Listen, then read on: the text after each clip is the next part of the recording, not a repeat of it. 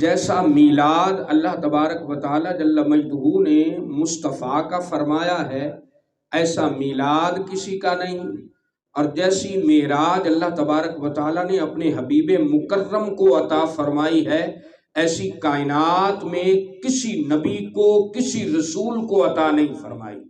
یعنی محبوب علیہ السلام کا میلاد بھی بے مثال ہے، اور مصطفیٰ کی معراج بھی بے مثال ہے۔ مصطفیٰ کی ولادت جیسی کائنات میں کسی کی ولادت نہیں ہوئی، اور جیسی معراج اللہ تبارک و تعالیٰ نے اپنے حبیب کو عطا فرمائی ہے، ایسی معراج اللہ تبارک و تعالیٰ نے سابقہ انبیاء و مرسلین میں سے کسی کو بھی نہیں عطا فرمائی۔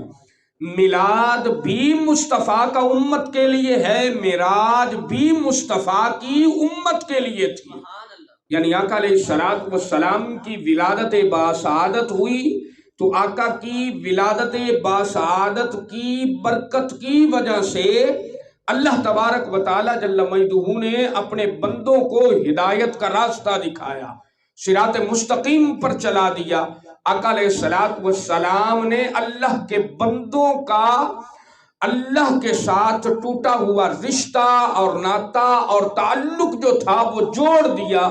اللہ تبارک و تعالیٰ نے اپنے حبیب مکرم کی ولادت باسعادت کی برکت کی وجہ سے روشنیاں بکھیر دی۔ امت کی بگڑی بات بنانے کے لیے مصطفیٰ کا میلاد ہوا، اور امت کے گناہ بخشوانے کے لیے مصطفیٰ کو معراج عطا فرمائی۔